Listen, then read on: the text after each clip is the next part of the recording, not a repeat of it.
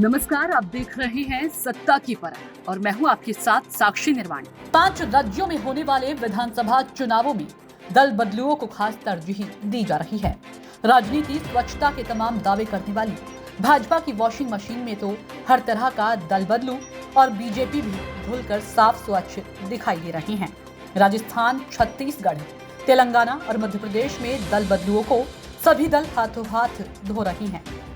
ऐसे ही कुछ दल बदलुओं के बीच मध्य प्रदेश की बदनावर विधानसभा सीट पर चुनावी मुकाबला इस बार बेहद दिलचस्प है, जहां भारतीय जनता पार्टी और कांग्रेस के टिकट पर एक दूसरे को चुनौती दे रहे हैं।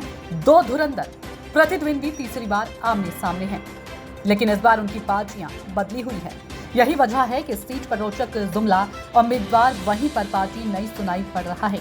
धार जिले की बदनावर विधानसभा सीट पर मुख्य चुनावी भिड़ंत राज्य की भाजपा सरकार के औद्योगिक नीति एवं निवेश प्रोत्साहन मंत्री राज्यवर्धन सिंह दत्तीगांव और कांग्रेस नेता भंवर सिंह शेखावत के बीच है।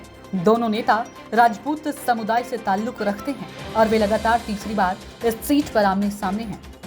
करीब 2,21,000 मतदाताओं वाली सीट का चुनाव परिणाम तय करने में राजपूत समुदाय के साथ ही आदिवासी और पाटीदार समुदायों के मतदाताओं की भी अहम भूमिका रहती है। दत्तीगांव कांग्रेस के उन 22 बागी विधायकों में शामिल थे जो वर्ष 2020 में ज्योतिरादित्य सिंधिया की सरपरस्ती में विधानसभा से त्यागपत्र देकर भाजपा में शामिल हो गए थे। इससे तत्कालीन कमलनाथ की सरकार का पतन हो गया था। इसके बाद शिवराज सिंह चौहान के नेतृत्व में भाजपा सूबे की सत्ता में लौट आई थी। शेखावत ने इस साल 2 सितंबर को भाजपा छोड़कर कांग्रेस का दामन थामा था। अब वह बदनावर में भाजपा प्रत्याशी दत्तीगांव के खिलाफ कांग्रेस के टिकट पर खम ठोक रहे हैं। ऐसा केवल बदनावर में ही नहीं, मध्य प्रदेश की आधा दर्जन विधानसभाओं में ऐसा ही कुछ देखने को मिल रहा है। राजस्थान, छत्तीसगढ़ भी इस कारनामे से अछूता नहीं है। राजनीति में दल बदल रोकने के लिए समय समय पर सरकार ने प्रयास किए।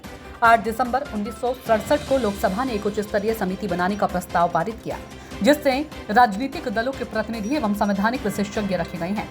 16 मई 1973 को लोकसभा में राजनीतिक दल बदल विरोधी विधेयक पेश किया। पुनः इसके बाद जनता सरकार ने अप्रैल 1976 में एक विधेयक रखा, जिसमें संविधान के अनुच्छेद 102 और 109 को परिवर्तित कर संसद एवं राज्य व्यवस्थापिकाओं के सदस्यों की योग्यता को पुनः निर्धारित किया गया और अनेक प्रावधान किए गए।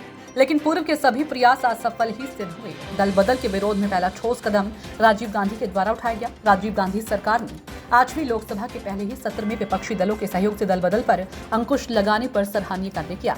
जनवरी 1985 में दोनों सदनों से पारित होकर यह चर्चित विधेयक 52वें संविधान विधेयक के रूप में सामने आया।